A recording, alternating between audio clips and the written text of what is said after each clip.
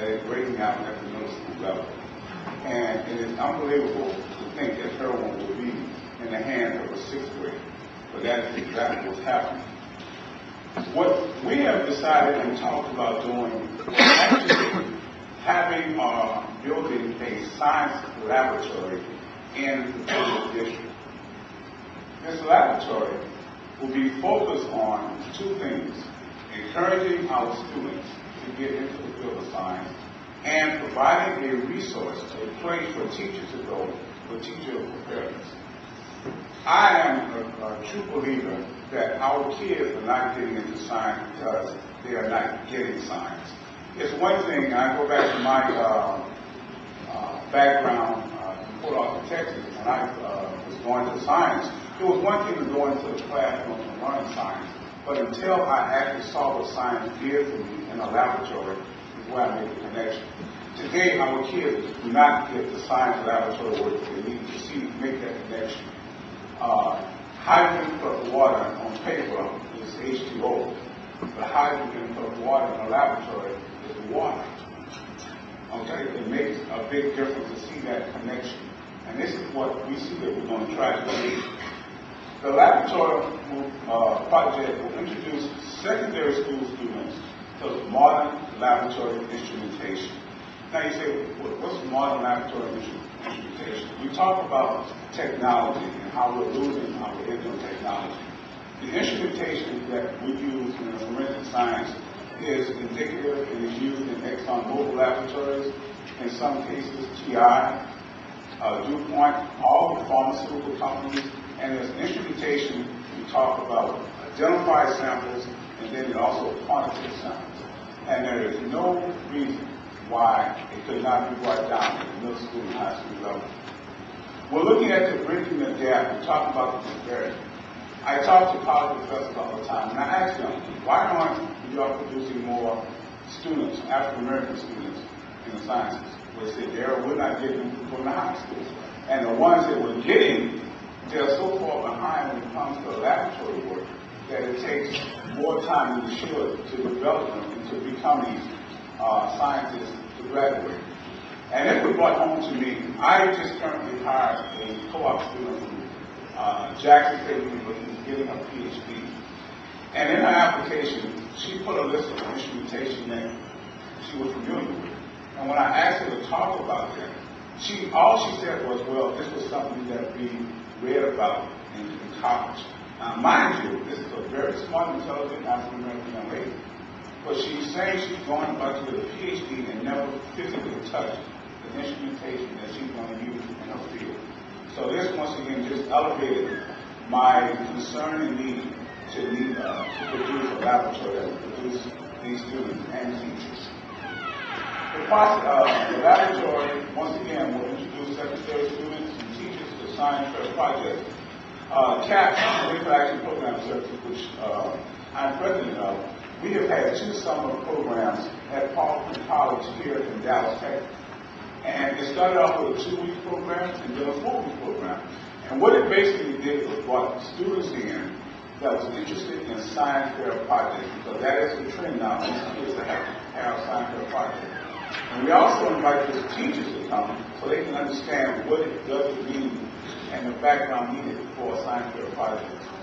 We also want to bridge this gap from high school to college to have undergraduate students and graduate students to be able to use this facility from a research standpoint. Once again, the problem is not just in the high school, but our HBCUs do not have the equipment needed to do laboratory work and research. Obviously, because of my background, one of the 4 areas that I'm looking at and focusing on is forensics. The sad part about forensics, crimes are going to go on forever and a day. We are going to have to be there to help with the forensic analysis of the instrumentation. Environmental science is real big right now. Greening of America, actually greening of the world. Vice President Gore just got the Nobel Peace Prize on bringing this to the forefront. We're going to need scientists to continue to help with environmental science. Space science, the president a year and a half ago said that we're going back to the moon. Well, what is African Americans we going to do from a scientific standpoint? How can we support that? And not only that, how can we be ready to support space missions from a scientific standpoint? And astrobiology is the origin of life. That will always be there. And that is something that, once again, our students get more and more involved on. I talked about some of the instrumentation. This may sound Greek to you, but for the last 2 years, against protocol, I've actually had students come to a federal laboratory on the weekend and actually do hands-on instrumentation with some of this instrumentation you see before you. And these are big names, but the simplicity of what they do is getting down to middle school level. These are some of the instrumentation I'm looking to have, and the invitation is extended to Abraham Johnson to come to my laboratory to see exactly what I'm talking about. And not only her, but all the content in the Dallas area. I would love to have you come to the laboratory. You can see exactly the instrumentation I'm talking about. The proof of this is these students came into my laboratory, and guess what? We actually had a student here from Townview, Leonard Slade, actually did a science project and went to a national competition, a national organization of black chemistry and engineers, and took second place. When he came to my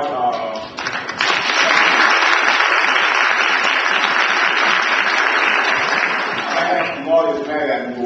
I met him 5 years ago. He wanted to be an attorney. I've got to change it. I want to be a friend of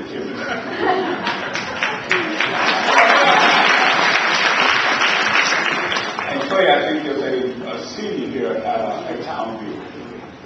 I'm junior, okay? So I got 1 more year with him. This laboratory that we want to do is to conduct research. We want to mentor high school students and also somewhat informative, because if we have instrumentation here, I'm quite sure EPA, even with the Drug Enforcement Administration, we can have some programs by which we can pay students to come and learn. That's what I'm saying. You pay to learn. I mean, that's a great idea.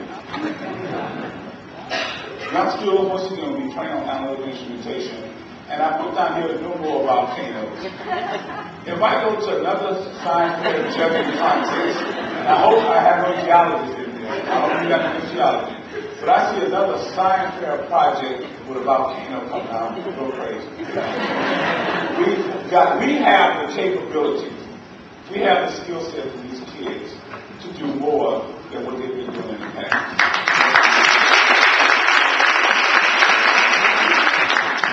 These pictures here depict, these are students from the DeSoto, from Cedar Hill, from Lancaster, and from South Dallas who are at my laboratory.